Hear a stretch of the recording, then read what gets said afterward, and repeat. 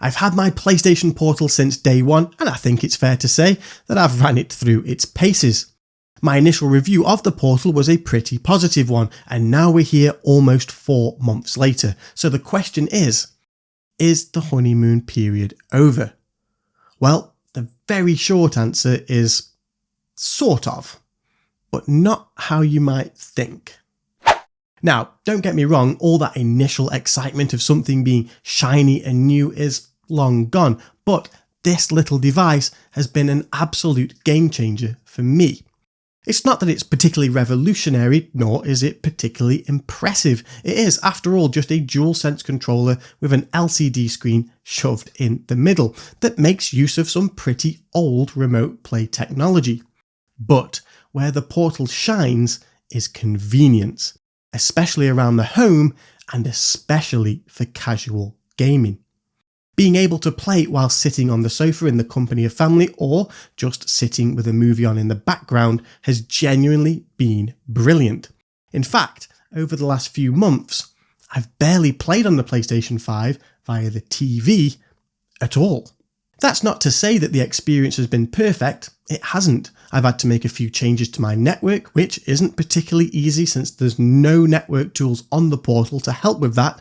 And I still find the Portal's lowest volume setting to be intolerably loud. Why did they make it so loud? And then there's the issue of micro stutter, which we should just spend a moment talking about, because hand on heart, it's not something I've ever noticed, even when I've specifically gone looking for it.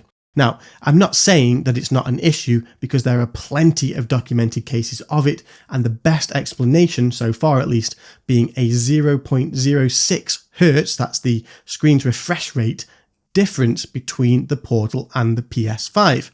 You see, the Portal's LCD screen is locked at 60 Hz, which doesn't exactly match the PlayStation 5's output of 59.94 Hz. So, after a short period of time, remote play has to resync, which causes a stutter. I'm honestly not sure why I can't see it. Perhaps it's my aging eyesight, or perhaps it's down to the games I tend to play. Either way, it is a problem and it's on Sony to fix it. And I really hope that they do, because plenty of people have already returned their Portals because of this micro stutter issue. Sony also don't seem to be budging on adding any kind of accessible web browser to the Portal. Why is this a big deal? Well, as it stands right now, it's almost impossible to connect the Portal to any kind of public Wi-Fi network, such as hotels, airports, hospitals, libraries, and cafes. The vast majority of public Wi-Fi requires some kind of login or acceptance of some terms, which are all displayed on a web page. Since the Portal won't allow you to access the web page, you can't agree to those terms, which means you can't connect to the network. Note that I said almost impossible, because there are a couple of ways around it. The first being for users of the Google Pixel phones or some of the higher end Android phones like the Samsung Galaxy S23. Those devices will allow you to set up a hotspot whilst remaining connected to the Wi-Fi, which essentially then shares that Wi-Fi connection. The second option is to spoof your Portal's MAC address on a laptop, which then tricks the Wi-Fi into thinking that the Portal has already been authenticated. That second method, by the way, is easier than it sounds and well worth a Google if you're on a trip somewhere and you want to take your Portal with you.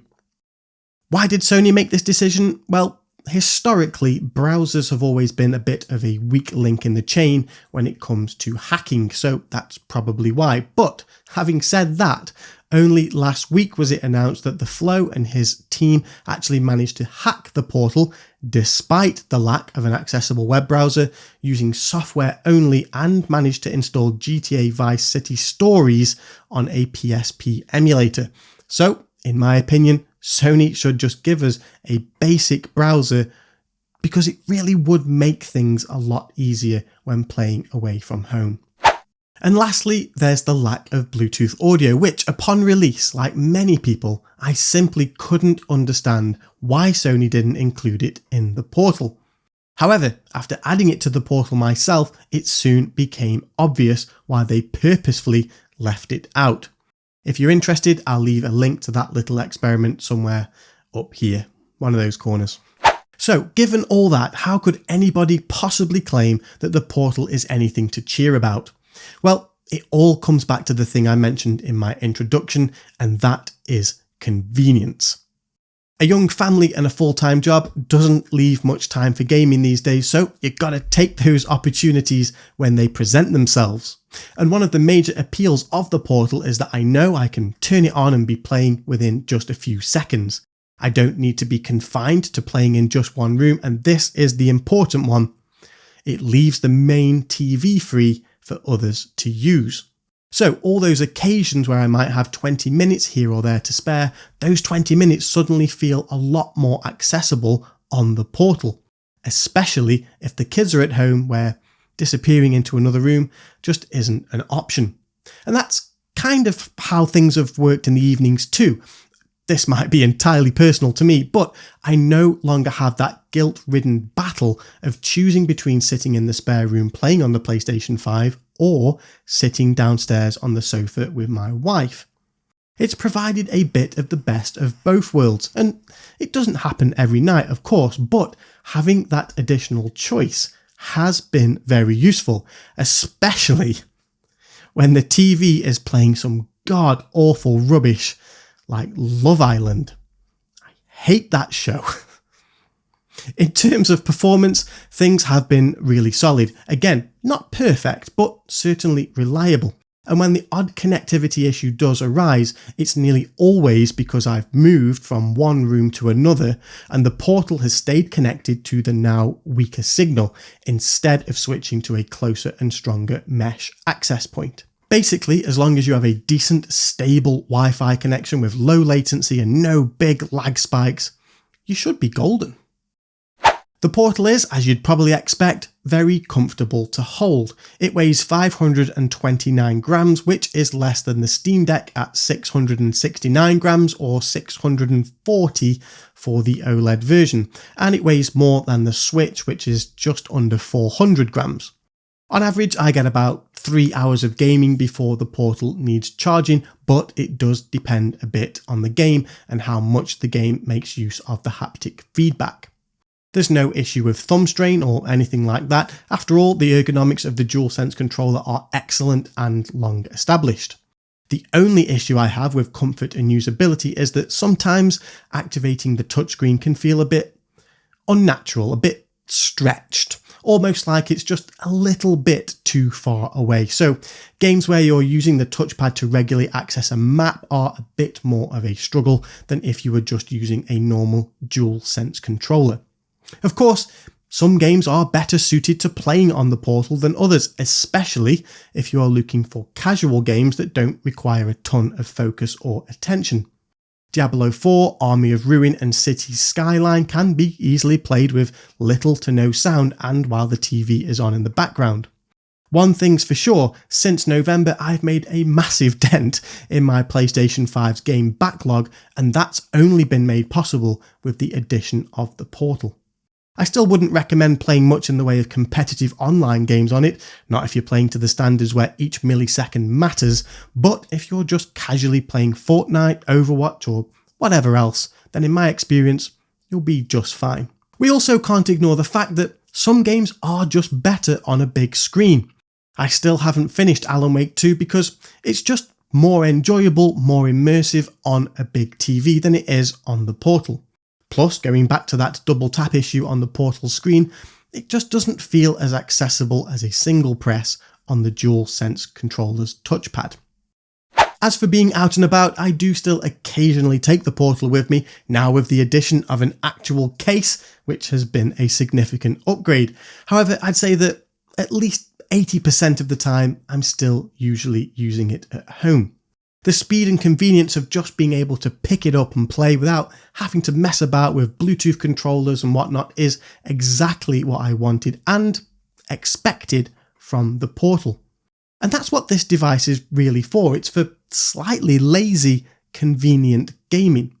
Some people expected, or at least hoped, that the Portal would play PlayStation 5 games stored directly on the device, a bit like a Switch. But the performance demands of a PlayStation 5 game are vastly more than that of a traditional handheld. There's just no way you could fit that much power into something so small, at least not for a few good years. Plus, let's not forget that the Portal costs just £200, which puts it at the bottom of the list of modern handhelds when organised by expense, which is where it should be since it's a streaming-only device. You can get pretty much the same experience using the free Remote Play app on a mobile phone or something like a Steam Deck. So, what are you actually getting for that £200? Well, if you are already using something like a Steam Deck, then you're really only getting the ergonomics of a DualSense controller and the haptic feedback. So if those things don't matter to you, I don't think a Portal is really worth it. But if you've been using Remote Play on a phone, laptop, tablet or PC, or if you've never used it at all, then you're getting that haptic feedback and those ergonomics, but with the addition of a nice, lightweight LCD screen, of which the quality is excellent, by the way, on a device that's designed for just that one thing. You don't need to worry about a call coming through in the middle of a game or distracting notifications popping up while your phone's battery gets eaten up. The Portal isn't anything revolutionary. It's a simple product, and its simplicity is not only what makes it cheap, it's also a large part of its general appeal, making it one of, if not the best choice for playing your PlayStation 5 games handheld.